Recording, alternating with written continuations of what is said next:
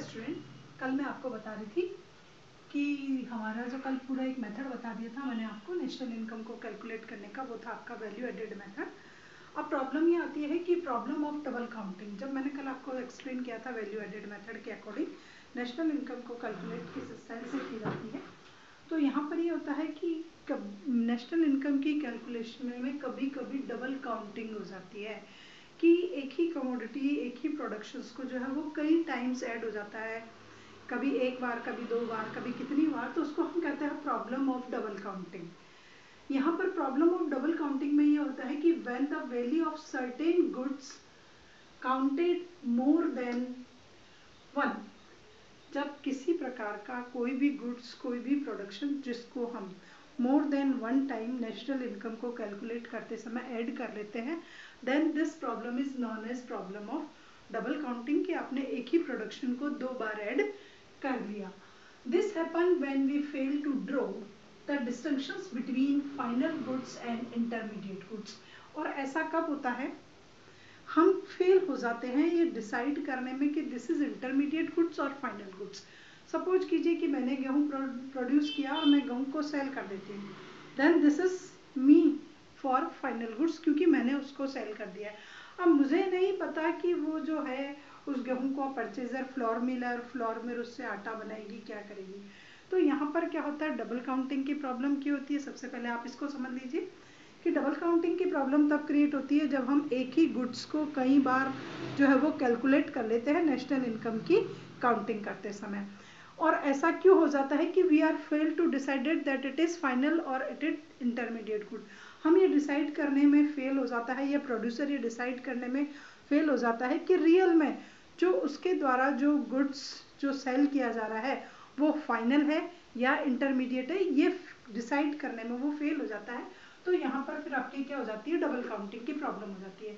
तो कल मैंने आपको जो है वो एक एग्जांपल समझाया था कि सपोज कीजिए एक फार्मर है और उस फार्मर ने क्या किया, 400 केजी और 400 रुपीज के गेहूं जो है वो प्रोड्यूस किए। एक फार्मर ने 400 रुपीज के है जो गेहूं प्रोड्यूस किया, 400 केजी जो है वो गेहूं प्रोड्यूस किया और वो उस गेहूं को क्या कर देता है, सेल कर देता है। And is known as this is my sell, या ये मेरी जो है वो वैल्यू एडिशन है या कुछ भी है, वो उस गेहूं को क्या करता है, सेल कर देता है और उस सेल को वो फाइनल मान लेता है और वो सोचता है कि मैंने नेशनल इनकम में, नेशनल जो है मेरा डोमेस्टिक प्रोडक्शन है उसमें मैंने 400 रुपीज़ का जो है वो एडिशन कर दिया है। और उसकी जो कॉस्ट थी, उसने कोई इंटरमीडिएट गुड्स जो है वो यूज़ ही नहीं किया, डायरेक्ट उसकी फसल हुई और उसने अपनी क्रॉप्स को क्या किया, सेल कर दिया। उसने सेल किसको किया, एक फ्लोर मिल को जो है वो उसने सेल कर दिया। ये उसका फ्लोर मिल ने क्या किया, इसको फ्लोर में कन्वर्ट कर दिया। फ्लोर मिल ने इसको क्या किया, फ्लोर में कन्वर्ट कर दिया और फ्लोर मिल ने इसको 600 रुपीज में सेल कर दिया किसी बेकर को। और फ्लोर मिल ने भी उसको क्या समझा, फाइनल समझा, एंड ड्यू समझा और अपनी वो समझा और इसने इसको नेशनल इनकम की कैलकुलेशन में ऐड कर लिया। अब फ्लोर मिल से किसने परचेज किया था, कल मैंने आपको बताया बेकर ने परचेज किया। और इस बेकर ने क्या किया, उसको लेकर के और उसमें क्या कर दिया, उसका ब्रेड बना दिया और ब्रेड को क्या करा, ब्रेकर ने सेल कर दिया। उस ब्रेड को बना करके ब्रेकर ने सेल किया। और ब्रेकर ने किसको सेल किया, शॉपकीपर को सेल किया। और शॉपकीपर ने वो लेकर के उसकी कुछ भी पैकिंग लेबलिंग करके 900 रुपीज में कंज्यूमर को सेल कर दिया। अब आप देखिए कि यहाँ पर सब क्या मान रहे हैं कि ये मेरा यूज था, मेरा प्रोडक्शन था, मैंने इसको प्रोड्यूस किया और मैं सेल कर देता हूँ। तो देखिए सबसे पहले नेशनल इनकम की कैलकुलेशन में क्या आ गए, 400 रुपीज इसके आ गए। उसके बाद इसने 600 रुपीज का मान लिया, उसने कितने का माना, 800 रुपीज का मान लिया, उसने कितने का माना, 900 रुपीज का माना। तो रियल में हमारी जो नेशनल इनकम कैलकुलेट होकर के आई वो कितनी आ गई आपकी, 1018, 18 और 2700। नेशनल इनकम में जो जीडीपी में जो था उसका कैलकुलेशन में 2700 का कंट्रीब्यूशन ऐड हो गया। अब आप समझिए यहाँ पर डबल काउंटिंग हुई या नहीं हुई, हुई। डबल काउंटिंग हर बार हुई क्योंकि जो फ्लोर ने जो इंटरमीडिएट गुड्स लिया एटलीस्ट उसको लेस ही नहीं किया, यहाँ पर इसने इंटरमीडिएट गुड्स लिया, उसको ऐड नहीं किया, यहाँ पर इसने भी इंटरमीडिएट गुड्स लिया पर उसको ऐड नहीं किया। तो यहाँ पर इस स्टाइल की प्रॉब्लम होने को हम बोलते हैं डबल काउंटिंग की प्रॉब्लम, कि ये हमारी जो प्रॉब्लम है वो बेसिक डबल काउंटिंग की प्रॉब्लम है और मैनी टाइम्स जो है वो कमोडिटीज ऐड हो जाती है। Then how to avoid it, अब इसको किस स्टाइल से अवॉइड किया जाए, इस प्रॉब्लम को कैसे दूर किया जाए। तो सबसे पहले फाइनल आउटपुट मेथड, सबसे पहला ये होता है कि आप एक फाइनल आउटपुट मेथड को फॉलो कीजिए। फाइनल आउटपुट मेथड में ये होता है कि only final goods and services are used, only जो फाइनल आपकी गुड्स और कमोडिटीज और सर्विसेज होती है एटलीस्ट उन्हीं को यूज किया जाए। फाइनल का मतलब होता है जो पूरी बाउंड्री लाइन को क्रॉस कर चुकी है, अभी बाउंड्री लाइन में नहीं है, बिल्कुल टोटल सारी प्रोडक्शन की प्रोसेस को जो है वो कंप्लीट कर चुकी है और बिल्कुल उसके एंड यूजर के पास में जाने वाली है, कंज्यूमर के हाथों में जाने वाली है और कंज्यूमर उसको कंज्यूम कर रहा है। तो ये कहलाता है, क्या कहना, फाइनल जो है वो कंज्यूमर के हाथों में पहुंच जाना। वापस देखिए कि हाउ टू अवॉइड इट, जो ये प्रॉब्लम क्रिएट हुई, तो इस प्रॉब्लम से बचने के लिए हमारे पास दो मेथड हैं। तो पहला मेथड है फाइनल आउटपुट मेथड। तो फाइनल आउटपुट मेथड के अकॉर्डिंग हमें ओनली उन फाइनल गुड्स और सर्विसेज को यूज करना चाहिए, services only final goods and services are to be consider to the estimation of GDP, केवल मात्र फाइनल गुड्स और सर्विसेज को ही क्या कंसिडर करना चाहिए, जीडीपी में इंक्लूड करना चाहिए। फाइनल गुड्स और सर्विसेज का मतलब है किसी सेल का कोई भी इंटरमीडिएट गुड्स नहीं, कोई भी रॉ मटेरियल नहीं, ओनली जो पूरी आपकी बाउंड्री लाइन को क्रॉस कर चुका हो और एंड यूजर के हाथों में हो, एटलीस्ट उसके अकॉर्डिंग जो है हम कमोडिटीज को अगर यूज करेंगे तो जाकर के कहलाया जाएगा कि यहाँ पर फाइनल यूजर्स के हाथ में जो चीज आ गई एटलीस्ट वही आपकी होगी। तो यहाँ पर देखिए फाइनल यूजर के हाथों में क्या आया, आपके 900 रुपीज आ गया। यही है, मैं ब्रेड लेने गई और मैंने ब्रेड ले लिया, तो ये जो 900 का ब्रेड मैंने मार्केट से परचेज किया एटलीस्ट वही आया, न गेहूं ना आटा ना ब्रेड, केवल मात्र शॉपकीपर ने जो सेल किया एटलीस्ट वही मेरा है। तो पहले हम इस स्टाइल से इस प्रॉब्लम से हो सकते हैं। दूसरा मेथड होता है वैल्यू एडेड मेथड, कि किस किस ने कितनी वैल्यू ऐड की। तो वैल्यू एडेड मैंने आपको कल ही बताया कि जो भी हम इंटरमीडिएट गुड्स यूज करते हैं एटलीस्ट उसको हम लेस करते चलें, तो इंटरमीडिएट गुड्स को लेस करते चले तो वही हमारी जो निकल करके आएगी वैल्यू एडिशन कहलाएगी। तो वैल्यू एडिशन मेथड के अकॉर्डिंग क्या होता है कि sum of total value added by the producing unit within the domestic territory of a country during an accounting year. इसकी डेफिनेशन मैं आपको कल बता चुकी हूँ, फिर भी आज वापस बता रही हूँ कि वैल्यू एडेड मेथड के अकॉर्डिंग क्या होता है कि जब भी it is the sum of, इसमें हम कौन सा गुड्स लेंगे, it is the sum of total value added by all the producing unit within the domestic treasury of a country during an accounting year, कि एक अकाउंटिंग ईयर में different types की जो आपकी प्रोड्यूसिंग यूनिट्स थी at least उसने कौन कौन सी किस किस स्टाइल से वैल्यू को एडेड किया। तो आप हर प्रोसेस की वैल्यू एडेड को लेते जाइए और लास्ट में जाकर के फाइनल कैलकुलेशन लगा लीजिए, तो भी आप इससे बच सकते हो।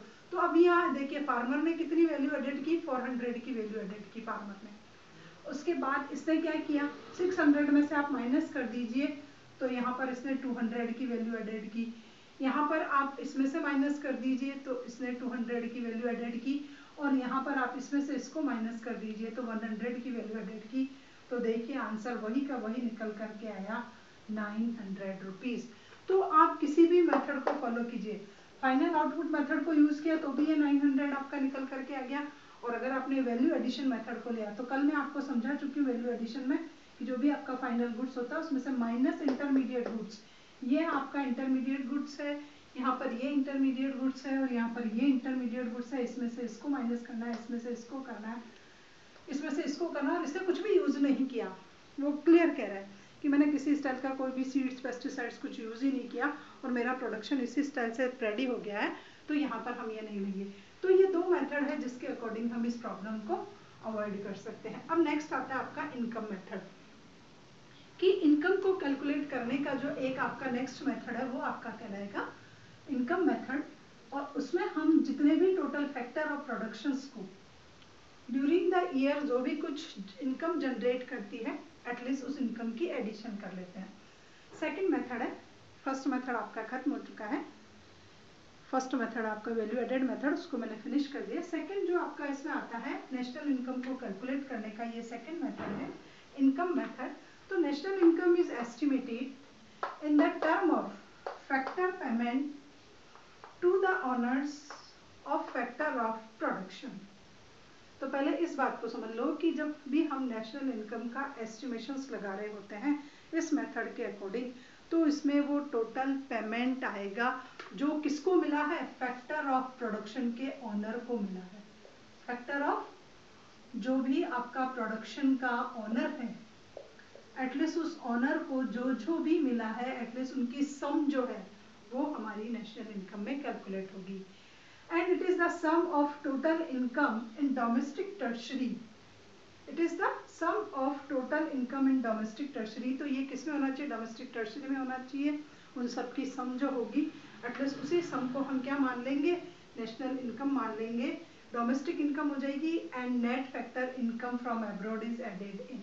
इसमें हम क्या ऐड कर देंगे, net factor income from abroad. वापस समझ लीजिए, अब अगर आप इनकम मेथड के अकॉर्डिंग नेशनल इनकम को कैलकुलेट कर रहे हो तो नेशनल इनकम मेथड के according it is the sum of total payment या total income of factor of production which are received inside the domestic territory and net factor income from abroad is added in them. इसमें हम क्या करेंगे, factor of production के owners को आपने जो कुछ भी दिया वो, और उसके बाद net factor income from abroad add कर देंगे। फैक्टर्स ऑफ ऑनर क्या हुआ, अगर आप लैंड के हो तो आपको रेंट मिलेगा, अगर आप कैपिटल के हो तो आपको क्या मिलेगा, इंटरेस्ट मिलेगा, अगर आप बिल्डिंग के हो, सॉरी लैंड के तो रेंट, इंटरेस्ट, कैपिटल पे आपको मिल गया वो, लेबर पे आपको मिल गई वेजेस, और अगर आप एंटरप्रेन्योर हो तो आपको मिल गया प्रॉफिट। तो ये फैक्टर ऑफ प्रोडक्शन के ऑनर्स को जो भी कुछ मिलता है उसमें प्लस कर देंगे net factor income from abroad, तो हमारी इनकम मेथड के अकॉर्डिंग नेशनल इनकम हो जाएगी। अब what are the factor income की रियल में फैक्टर इनकम क्या होती है, तो फैक्टर इनकम यही होती है कि जो भी आपके पास रिसोर्सेज है एटलीस्ट वो आपको क्या जनरेट करके देगा। जैसे यहाँ क्या है, लैंड, ये है फैक्टर और ये है इसकी इनकम। देखिए वापस कि कौन कौन से फैक्टर है और उनकी इनकम क्या है। What are the factor, first factor आपका क्या था, लैंड था, तो उसने क्या जनरेट किया आपके लिए, रेंट जनरेट किया। सेकंड फैक्टर क्या मान रहे हो आप, कैपिटल मान रहे हो, तो इसने क्या जनरेट किया आपके लिए, इंटरेस्ट जनरेट किया। नेक्स्ट आपका एंटरप्रेन्योर है तो इसने क्या जनरेट किया, प्रॉफिट किया। अगर लेबर है तो इसने क्या जनरेट किया, वेजेस किया। तो ये है कि कह रहा what are the factor income, तो फैक्टर इनकम क्या होगी, रेंट वो भी होगा। It does not include transfer payment, इसमें हम ट्रांसफर पेमेंट को ऐड नहीं करेंगे। ट्रांसफर पेमेंट को ऐड क्यों नहीं करेंगे, क्योंकि transfer payment are those payment which are provided, this are the unilateral payment, ये वन साइडेड पेमेंट होते हैं। इसके बिहाफ पे आपने किसी स्टाइल की कोई इकोनॉमिक एक्टिविटी नहीं की है, कुछ प्रोड्यूस कर करके आपने उसमें नहीं दिया, इसलिए ट्रांसफर पेमेंट को इसमें इंक्लूड नहीं किया जाएगा। फॉर एग्जाम्पल आपकी स्कॉलरशिप है, विडो पेंशन है, ओल्ड एज पेंशन है, ये नहीं ली जाएगी। लेकिन एम्प्लॉयज पेंशन है, एम्प्लॉयर पेंशन है, आपका ग्रेजुएटी है, आपका पीएफ है, तो वो सब इसमें ऐड किया जाएगा। बट अगर आपको गवर्नमेंट कोई भी फ्री ट्रांसफर पेमेंट दे रही है जिसके लिए आपने प्रोड्यूस नहीं किया, तो यहाँ क्लियर लिखा है it does not include transfer payment, इसमें ट्रांसफर पेमेंट को ऐड नहीं किया जाता है। देन क्लासिफिकेशन ऑफ इनकम, तो रियल में फिर कौन कौन सी इनकम इसमें इंक्लूड की जाती है, अब आपको ये देखना है।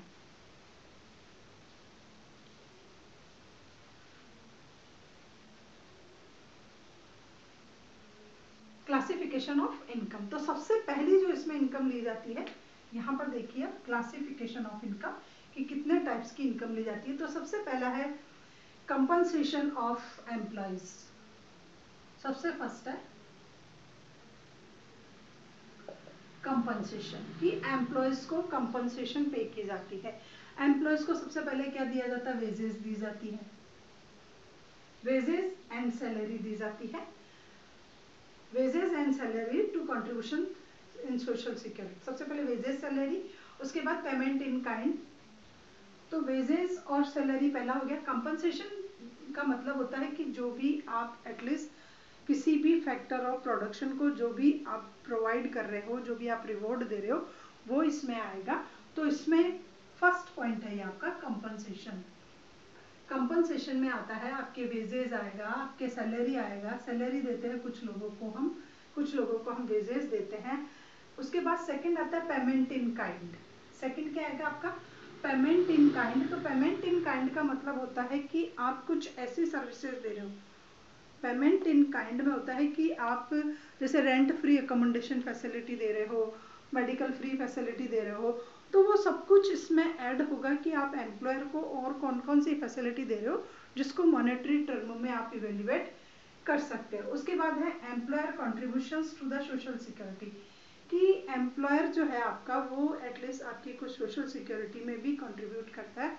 सपोज कीजिए आपके लिए कुछ मेडिकल क्लेम ले रखा है, लाइफ इंश्योरेंस पॉलिसी ले रखी है, तो वो भी इसमें ऐड होगा। एंड फोर्थ है pension on retirement as a part of वो सर्विस है आपका, तो रिटायरमेंट होने पर आपको जो पेंशन दी जाती है एटलीस्ट वो भी इसमें ऐड होती है आपके कंपनसेशन पेमेंट में। तो पहला है ये पेमेंट।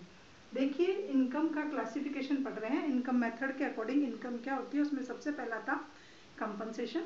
कंपनसेशन में सबसे पहले मैंने आपको बताया वेजेस और सैलरी, कि हम लेबर को वेजेस देते हैं और अलग जो ऑफिसर्स वगैरह रखते हैं उनको हम सैलरी देते हैं। तो वेजेस और सैलरी जो है उनकी सर्विसेज का रिवॉर्ड है, तो ये इसमें आता है। दूसरा आता है पेमेंट इन काइंड। तो पेमेंट इन काइंड क्या होता है कि वो कैश पेमेंट होता है या किसी स्टाइल का होता है। उसमें जैसे आपने अपने एम्प्लॉयर के लिए कुछ रेंट फ्री अकोमोडेशन दे दिया कि ठीक है आप यहाँ सर्विसेज करोगे तो आपको क्वार्टर फ्री मिलेगा, आपको उसका रेंट पे नहीं करना पड़ेगा, तो उसके रहने खाने का काम, रहने का जो सुविधाएं आपने दे दी, तो वो इसमें जो है हो जाएगा। उसके बाद employer contribution in social security, कि आपकी सिक्योरिटी के लिए एम्प्लॉयर ने कोई मैनेजमेंट कर रखा है, कोई व्यवस्था कर रखी है, मेडिकल क्लेम ले रखा है, LIC पॉलिसी ले रखी है, तो वो भी इसमें ऐड होगा। और पेंशन ऑन रिटायरमेंट, जब आप रिटायर हो जाते हो तो आपको पेंशन मिलती है, then it is the part of your services. वो कोई ट्रांसफर पेमेंट नहीं है, pension is not a transfer payment, वो आपने काम किया था इसलिए आपको मिल रही है, तो ये आपका ही होगा। तो यहाँ पर as a part of income इन चारों में ऐड हो जाएगा। सेकंड आता है आपका ऑपरेटिंग सरप्लस। सेकंड यहाँ पर आता है ऑपरेटिंग सरप्लस। अब ऑपरेटिंग सरप्लस में क्या होता है कि इनकम फ्रॉम प्रॉपर्टी होती है वो ऐड की जाती है। ऑपरेटिंग सरप्लस में क्या लोगे आप? इनकम फ्रॉम प्रॉपर्टी, कि आपकी खुद की कोई प्रॉपर्टी है, अब आपको उससे इनकम जनरेट करनी है, तो वो भी इसमें ऐड होगी। सपोज कीजिए कि आपकी क्या है, बिल्डिंग है, तो यहाँ पर रेंट आएगा। बिल्डिंग है तो क्या आएगा? रेंट आएगा। कैपिटल तो वही वापस जो मैंने बताया इंटरेस्ट, और वही सारी चीजें जो है आपकी इसमें इंक्लूड होगी। उसके अलावा इसमें डिविडेंड क्या आएगा, क्योंकि आपने शेयर ले रखे हैं, डिविडेंड और अनडिस्ट्रीब्यूटेड प्रॉफिट, ये भी इसमें जो है वो ऐड किया जाएगा, इसमें ऑपरेटिंग सरप्लस में। थर्ड आती है आपकी मिक्स्ड इनकम। थर्ड कौन सा टाइप है आपका? Mixed income. थर्ड टाइप आपका आता है, यहाँ पर लिख रखा मैंने मिक्स्ड इनकम। मिक्स्ड इनकम का मतलब होता है कि self employed person using their own labour, land, capital. वापस समझ लो, मिक्स्ड इनकम मीन्स क्या होता है? Self employed person using their own labour, land and capital, then the income is mixture of wages, rent and interest. अब आप एक self employed person हो, मिक्स्ड इनकम का मतलब क्या हो गया कि सपोज कीजिए मैं एक सेल्फ एम्प्लॉयड पर्सन हूँ और मैंने मेरी बिल्डिंग भी ले रखी है, मैं एंटरप्रेन्योर भी हूँ और मेरा खुद का भी काम चलता है, तो अब मुझे जो इनकम मिली, मैंने कुछ इनकम वहाँ से बिजनेस से एज ए मेरे ओवरहेड लगा करके निकाल ली, तो मुझे जो इनकम मिली it is mixed income. Mixed income क्यों है कि उसमें मेरी बिल्डिंग जो है उसका रेंट भी इंक्लूड है, मेरी कैपिटल लगी हुई है तो मेरा इंटरेस्ट भी है, मैं खुद वहाँ एज ए वर्क कर रही हूँ तो एंटरप्रेन्योर हूँ तो मेरा प्रॉफिट का भी है, तो मेरी जो इनकम निकल करके आएगी वो फिक्स्ड जो है वो मिक्स्ड इनकम होगी। तो ये मिक्स्ड इनकम भी होगी जो वो इसका पार्ट कहलाई जाएगी। तो वापस समझ लीजिए, यहाँ पर इनकम मेथड के अकॉर्डिंग क्या था, क्लासिफिकेशन ऑफ इनकम, कंपनसेशन वाली, सरप्लस, ऑपरेटिंग और मिक्स्ड, तीन इनकम हमने ली है। अब देखिए नीचे मैं आपको बता रही हूँ कि NNP फैक्टर को, कोस्ट। NNP आपको net national product at factor cost निकालना है, तो उसमें हम लिखेंगे NDP net domestic production at factor cost plus net factor income from abroad जो है वो लिया जाएगा। यहाँ पर एक बात मैं आपको बताना भूल गई थी, कौन सी है कि यहाँ पर what are the factor income, की फैक्टर इनकम क्या होती है। A factor income refers to the income earned by a person as a reward for rendering his services. Factor services, factor income means क्या होती है कि एज अ फैक्टर आप अपनी कौन कौन सी सर्विसेज जो है वो प्रोवाइड कर रहे हो, रेंडरिंग योर सर्विसेज, तो जो आप रेंडरिंग कर रहे हो अपनी सर्विसेज का, उसका जो आपको रिवार्ड मिलता है, this is known age factor income कहलाया जाएगा। ये आप देखिए मैंने क्या किया, 1 2 3 इनको प्लस करना, आपको किसको प्लस करना, 1 2 3। 1 मीन्स आपकी कौन सी, कंपनसेशन ऑफ एम्प्लॉयज, सेकेंड आपका ऑपरेटिंग सरप्लस, एंड थर्ड आपका क्या है, मिक्स्ड इनकम। हम 1 2 3 को प्लस करते हैं तो क्या निकल करके आता है, net domestic product at factor cost, आपका ये निकल करके आएगा जब हम इन तीनों को प्लस कर देते हैं। तो यहाँ आपने देख लिया 1 2 3 थे, इन तीनों को प्लस करने पर क्या मिला मुझे, जब मैंने इन तीनों को प्लस किया 1 2 3 को, कौन सा था, 1 कंपनसेशन इनकम, सेकंड जो मेरा था, सेकंड मेरा ऑपरेटिंग सरप्लस, और थर्ड मेरा क्या था, मिक्स्ड इनकम। इन तीनों को अगर मैं प्लस करती हूँ तो मुझे क्या मिलता है, net domestic production at factor cost जो है मुझे वो मिलेगा। इसमें मैं क्या प्लस कर दूं, net factor income from abroad, net factor income from abroad अगर मैंने इसको प्लस कर दिया तो मुझे क्या मिला, NNP एट फैक्टर कोस्ट, क्या मिला मुझे, NNP एट फैक्टर कोस्ट जो है वो मेरी निकल करके आ जाएगी। तो इस स्टाइल से ये है आपका फर्स्ट मेथड जो वो कहलाता है इनकम मेथड।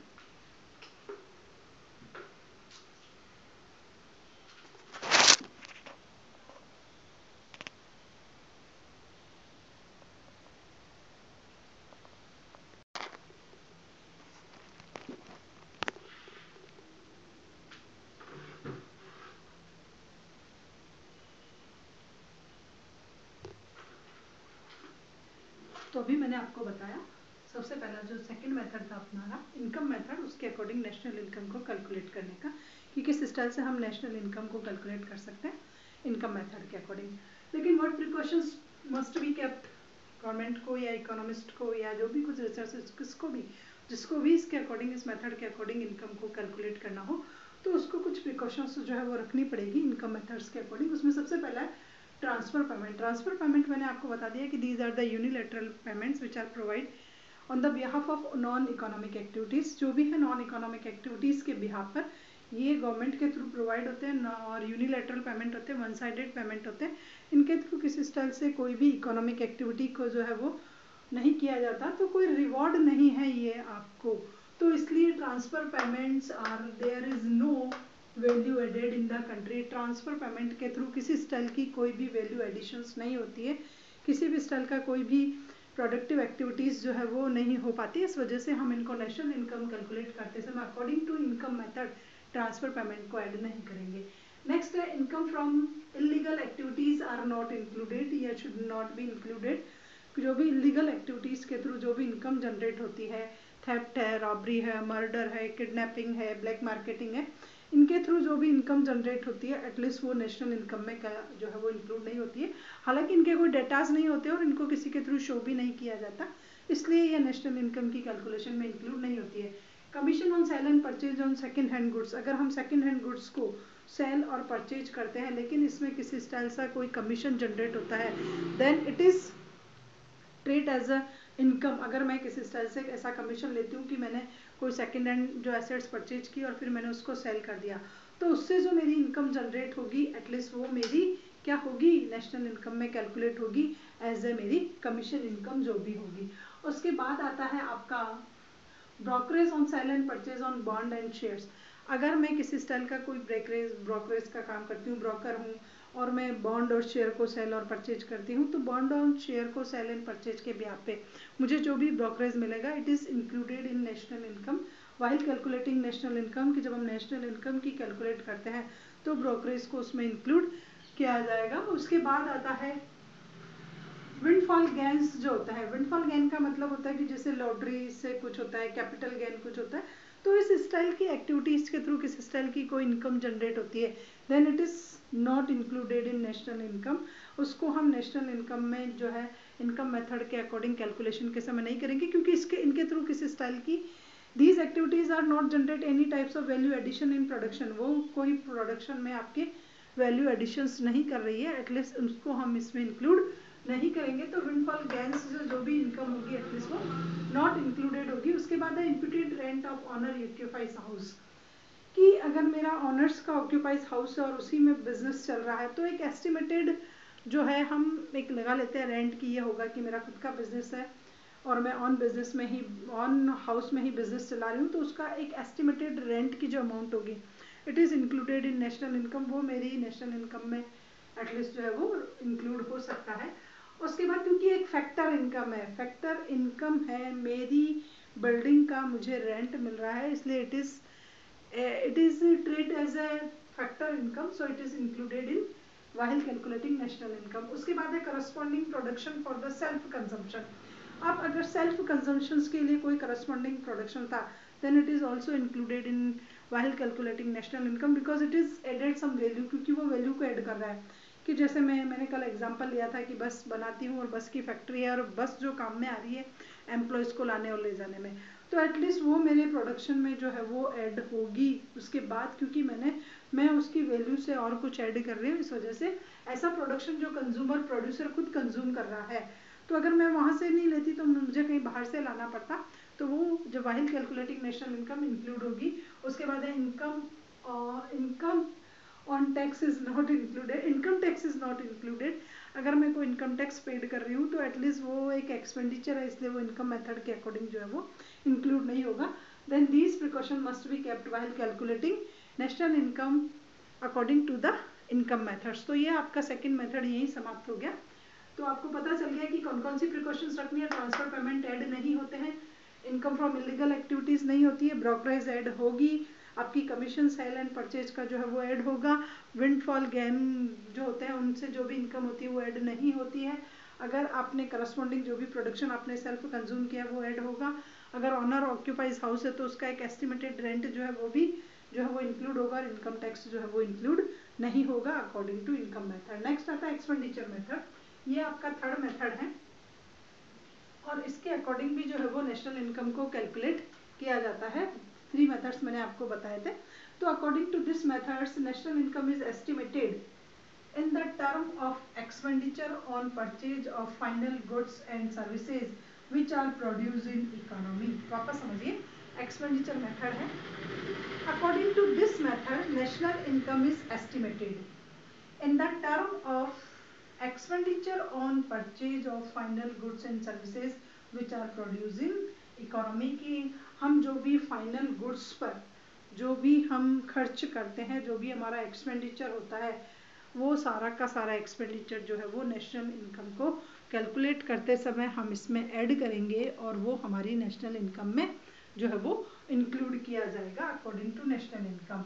तो नेशनल इनकम में इस मेथड के अकॉर्डिंग अगर आप नेशनल इनकम को कैलकुलेट कर रहे हो then all such type of expenditure which are expend on final goods and services, जो भी है आपका फाइनल गुड्स एंड सर्विसेज पे होना चाहिए, इस बात का ध्यान रखना। और आपकी इकोनॉमी में अगर आपने कोई खर्च किया है तो वो इसके अंतर्गत आ जाएगा। तो क्लासिफिकेशन ऑफ एक्सपेंडिचर की रियल में एक्सपेंडिचर किस किस स्टाइल्स के हो सकते हैं, सबसे पहले देखिए तो पहला आता है आपका फाइनल एक्सपेंडिचर, कि बिल्कुल फाइनली आप एक्सपेंडिचर कर रहे हो, सारी work in process producing line cross कर चुकी है, किसी स्टाइल का कोई इंटरमीडिएट गुड्स नहीं है, एंड यूज है और फाइनली आप उस कमोडिटी को कंज्यूम करने के लिए रेडी हो, then it is known as final expenditure, कि मैंने फाइनल एक्सपेंडिचर कर दिया है, एंड यूज है, बाउंड्री लाइन क्रॉस कर चुकी है, किसी स्टाइल का कोई इंटरमीडिएट गुड्स नहीं है, फाइनली अब उस कमोडिटी को मैं कंज्यूम करने वाली हूँ। इट मे बी पॉसिबल कि वो कंज्यूमरेबल गुड्स हो, इट मे बी पॉसिबल कि वो कैपिटल गुड्स हो, तो ये जो कहलाएगा वो मेरा फाइनल एक्सपेंडिचर कहलाएगा। Then how many types of final expenditure, तो उसमें फर्स्ट टाइप है private final consumption expenditure.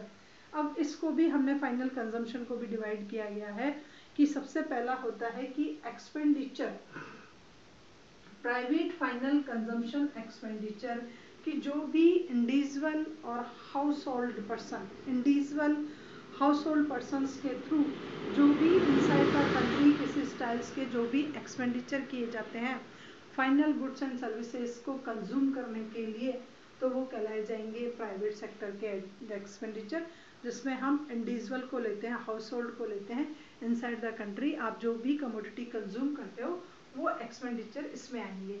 And these are again two types of, सबसे पहला आपका कि कंज्यूमर सर्विसेज, कि आपने अगर कोई कंज्यूमर सर्विसेज ली है, जैसे डॉक्टर है, आपकी डॉक्टर को लेते हो, आप लॉयर को लेते हो, प्रोफेसर को लेते हो, टीचर को लेते हो, तो सबसे पहले है कंज्यूमर सर्विसेज। उसके बाद है आपके नॉन ड्यूरेबल जो है कंज्यूमर गुड्स, जो हो गया नॉन ड्यूरेबल कंज्यूमर गुड्स। उसके बाद होता है ड्यूरेबल कंज्यूमर गुड्स। तो नॉन ड्यूरेबल कंज्यूमर गुड्स क्या होता है कि उसको आप जो है वो रैपिडली यूज नहीं कर पाते हो, रिपीट नहीं कर पाते, उसको वन टाइम कंजम्पशन होता है। और ड्यूरेबल का होता है कि उसको आप लॉन्ग टाइम ऑफ ईयर्स जो उसका कंज्यूम कर लेते हो। तो these are the three types of expenditure which are included in private final consumption. तो प्राइवेट फाइनल कंजम्पशन में क्या ऐड करेंगे हम? प्राइवेट फाइनल कंजम्पशन का मीनिंग होता है कि हाउस होल्ड के थ्रू या इंडिविजुअल के थ्रू किसी स्टाइल का कोई भी एक्सपेंडिचर इनसाइड द कंट्री किया गया हो। इसमें हम थ्री टाइप्स के लेते हैं। सबसे पहला है आपका कंज्यूमर सर्विसेज, की मैंने कोई सर्विसेज हायर की है तो मैं उसके लिए जो एक्सपेंडिचर कर रही हूँ, डॉक्टर, टीचर, प्रोफेसर, लॉयर, उनकी। उसके बाद सेकंड होता है कि मैंने कोई कंज्यूमरेबल गुड्स जो है ड्यूरेबल वो परचेज किया या नॉन ड्यूरेबल कंज्यूमरेबल गुड्स परचेज किया, तो उस पर जो एक्सपेंडिचर किया गया एटलीस्ट वो इसमें इंक्लूड होगा। सेकंड आता है गवर्नमेंट एक्सपेंडिचर, कि गवर्नमेंट ने किस स्टाइल से कोई एक्सपेंडिचर किया है हमारी कंट्री में, कि सपोज कीजिए कि डिफेंस मटेरियल को परचेज करने के लिए गवर्नमेंट में किस स्टाइल के कोई एक्सपेंडिचर किए हैं, then this expenditure is included when we are calculating the national income according to expenditure method, कि जब हम एक्सपेंडिचर मेथड के अकॉर्डिंग नेशनल इनकम को कैलकुलेट कर रहे हैं तो सेकंड टाइप का जो आएगा वो आएगा आपका गवर्नमेंट एक्सपेंडिचर। तो गवर्नमेंट एक्सपेंडिचर में गवर्नमेंट ने किस स्टाइल का कोई भी एक्सपेंडिचर किसी फाइनल गुड्स और सर्विसेज को प्रोड्यूस करने में, फाइनल गुड्स और सर्विसेज को परचेज करने में लगाया, तो वो इसमें इंक्लूड किया जाएगा। उसके बाद थर्ड आता है investment of final goods bye producers. तो यहाँ पर होता है इन्वेस्टमेंट एक्सपेंडिचर आता है। थर्ड जो है वो आपका इन्वेस्टमेंट एक्सपेंडिचर आता है। इसमें आता है purchase of final goods and services by the, final goods ही होता है उसमें almost, final goods by producer, की प्रोड्यूसर भी बहुत सारे फाइनल गुड्स जो है वो परचेज करता है, क्योंकि जैसे प्लांट है, मशीनरी है, ट्रैक्टर, थ्रेशर, हार्वेस्टर्स, अगर हमारे पास इस स्टाइल की जो है कैपिटल गुड्स नहीं होंगे तो हम प्रोडक्शन एक्टिविटीज को है टैकल नहीं कर पाएंगे, हैंडल नहीं कर पाएंगे, सक्सेसफुली ऑपरेट नहीं कर पाएंगे।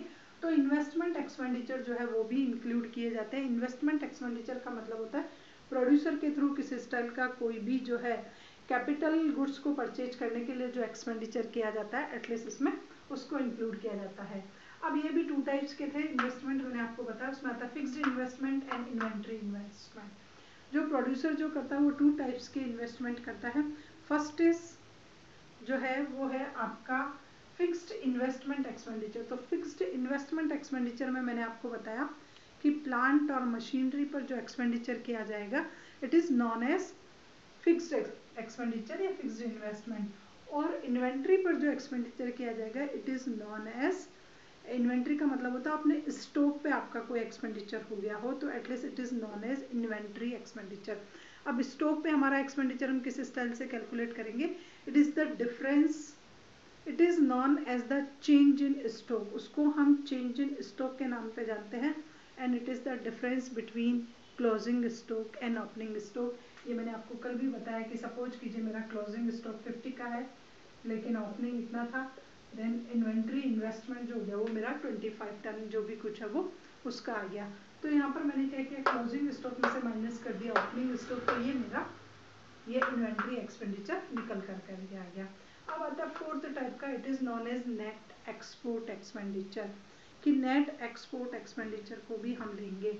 अब नेट एक्सपोर्ट एक्सपेंडिचर का मीनिंग होता है कि एटलीस्ट इसमें आपका नेट निकल करके आया, देन एक्सपोर्ट माइनस इम्पोर्ट,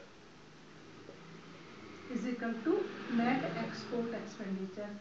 अब सबसे पहले वो इसमें टू टाइप्स का एक्सपेंडिचर आ गया, export expenditure and import expenditure. क्या होता है आप सभी जानते हैं, when we purchase commodity from outside the country or abroad it is known as import expenditure, and we sell some commodities and received any income then it is known as export expenditure. तो export expenditure और import expenditure in दोनों के बीच का जो difference होगा वो कहलाएगा net export expenditure.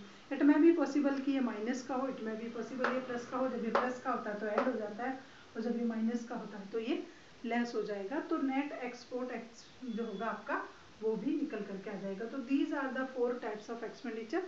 तो एक्सपेंडिचर मेथड के अकॉर्डिंग जब आप नेशनल इनकम को कैलकुलेट करते हो तो आप 4 टाइप्स के एक्सपेंडिचर को लेते हो। First is your factor income, final expenditure, second is government expenditure, and third is investment expenditure, and fourth is net export expenditure. इन सभी को ले लिया, then 1 + 2 + 3 + 4 is equal to GDP at market price. क्या कहलाएगा ये? जीडीपी एट मार्केट प्राइस आपकी कहलाएगा ये। इन चारों को जब मैंने ऐड कर दिया तो ये आपका ये कहलाएगा जीडीपी एट मार्केट प्राइस। अब जीडीपी एट मार्केट प्राइस आपके पास आ गई तो आप उसमें से क्या माइनस कर दोगे? डेप्रिसिएशन को माइनस कर दोगे। जो भी आपका कैपिटल एसेट्स में जो भी लॉस होता है एटलीस्ट उसको हम इसमें से माइनस कर देंगे। तो जब हम इसमें से इसको माइनस करते हैं तो निकल के आ जाता है net domestic production on market price. तो जो है एमपी जो होता है आपका उस पर निकल कर करके आ जाएगा net domestic product at market price. अब इसमें से हम नेट इनडायरेक्ट टैक्स को जो है वो लेस कर देंगे। नेट इनडायरेक्ट टैक्स कैसे निकाला जाता है ये भी कल बता चुकी हूँ कि इनडायरेक्ट टैक्स में और सब्सिडी दोनों का एडजस्टमेंट कर लीजिए, प्लस माइनस को डिसाइड कर लीजिए कि क्या आया। माइनस का ज़्यादा है तो माइनस का, प्लस का है तो ऐड हो जाएगा। तो इज इक्वल टू निकल करके आ गया आपका नेट जो है वो domestic production at factor cost निकल करके आ गया। Net domestic production at factor cost. देखो जब तक डोमेस्टिक का नाम आता है इसका मतलब इसमें एब्रोड का एडजस्टमेंट अभी बाकी है। जैसे ही हम एब्रोड का एडजस्टमेंट करेंगे ये डी किस में कन्वर्ट हो जाएगा? एन में कन्वर्ट हो जाएगा। तो अब इसमें net factor income from abroad अगर हम ऐड कर देते हैं तो वो एनएनपी हमारा निकल करके आता है eight factor cost. Net factor income from abroad क्या होगी वो भी आपको पता है, एब्रोड से कितना पेमेंट आया और कितना आपने किया उन दोनों का जो डिफरेंस होगा वो आपकी होगा। तो इट में भी पॉसिबल ये भी प्लस माइनस में होता है, इट में भी पॉसिबल ये भी प्लस माइनस में हो सकता है। तो आपको ये नेट डिफरेंस आपको निकालना पड़ेगा और उसके अकॉर्डिंग आप जो है नेशनल इनकम को कैलकुलेट कर लेते हो। लेकिन इसमें भी कुछ प्रिकॉशंस आपको रखनी पड़ेगी। Precaution must be kept while calculating the national income according to expenditure method. के एक्सपेंडिचर मेथड के अकॉर्डिंग जब आप नेशनल इनकम को कैलकुलेट कर रहे हो तो आपको कुछ प्रिकॉशंस अपने माइंड में रखनी पड़ेगी, तभी आप इस मेथड के अकॉर्डिंग नेशनल इनकम को कैलकुलेट कर पाओगे। फर्स्ट है only final expenditure taken into the account, only final expenditure taken into the account। बिल्कुल आपने रियल में कर दिया, एंड यूज है आप करने वाले हो, बिल्कुल क्रॉस द बाउंड्री लाइन है, कोई इंटरमीडिएट गुड्स नहीं है। तो जो भी आपने फाइनल एक्सपेंडिचर किया है एटलीस्ट वही नेशनल इनकम की कैलकुलेशन करते समय आएगा। किसी स्टाइल का कोई भी इंटरमीडिएट गुड्स इसमें नहीं आएगा। Second, expenditure on second hand goods is not included. आपने कोई सेकेंड हैंड गुड्स पर कोई एक्सपेंडिचर किया है तो आप उसको इसमें इंक्लूड नहीं कर सकते हो, क्योंकि सेकेंड हैंड का जो है वो होता ही नहीं है। ऑलरेडी जब उसको पहले किसी ने परचेज किया था तो उसने वो एक्सपेंडिचर की एंट्री कर दी है, तो आप ऐसे एक्सपेंडिचर को इसमें इंक्लूड नहीं करोगे। तो दूसरी बात, सेकेंड हैंड पर जो एक्सपेंडिचर किया जाता है वो इंक्लूड नहीं होगा। थर्ड होता है expenditure on share and bond is not included. आपने कोई एक्सपेंडिचर कर दिया शेयर और बॉन्ड पर तो it is known as a paper claim और उसको हम इंक्लूड नहीं कर सकते हैं। तो ये भी इसमें जो है नेशनल इनकम की कैलकुलेशंस के समय आप उसमें इसको इंक्लूड नहीं कर सकते अकॉर्डिंग टू एक्सपेंडिचर मेथड। अगर आपने शेयर और बॉन्ड पर कोई एक्सपेंडिचर किया तो वो नेशनल इनकम में नहीं आएगा। उसके बाद expenditure on transfer payment is not included. अगर गवर्नमेंट किसी स्टाइल से कोई ट्रांसफर पेमेंट पर कोई खर्चा करती है तो उस वो भी जो है वो नेशनल इनकम की कैलकुलेशन के समय उसका यूज नहीं होगा। उसके बाद है estimated value expenditure on the consumption of goods is added. अगर आपने सेल्फ कंजम्पशन के लिए कोई गुड्स ले लिया है तो उसकी जो एस्टिमेटेड वैल्यू होगी एटलीस्ट उसको हम इसमें ऐड कर सकते हैं और उसके अकॉर्डिंग हम नेशनल इनकम की कैलकुलेशन कर सकते हैं। तो these are the precautions which must be kept while calculating national income according to expenditure method। जब आप expenditure method के according national income को calculate कर रहे हो तो आपको ये precautions रखनी पड़ेगी। वापस रिपीट कर रही हूँ, only final expenditure is taken into the account. जो फाइनल एक्सपेंडिचर किया है वही आएगा। Transfer payment are not included. Second hand goods पर जो एक्सपेंडिचर किया वो इंक्लूड नहीं होगा। शेयर एंड बॉन्ड पर आपने अगर कोई एक्सपेंडिचर किया तो वो इंक्लूड नहीं होगा। अगर आपने सेल्फ के कंजम्पशंस के लिए, अगर आप प्रोड्यूसिंग यूनिट और वही प्रोडक्ट आप सेल्फ कंजम्पशन के लिए इंक्लूड जो है वो ले लेते हो तो उसकी एक एस्टिमेटेड वैल्यू होगी, वो एज ए एक्सपेंडिचर आप उसकी एंट्री कर सकते हो। उसके बाद होता है कि सेकेंड हैंड गुड्स का उसमें नहीं लिया जाएगा और आपका जो है ट्रांसफ़र पेमेंट भी नहीं होगा। तो ये प्रिकॉशंस आपको इसमें रखनी कंपलसरी हो जाती है।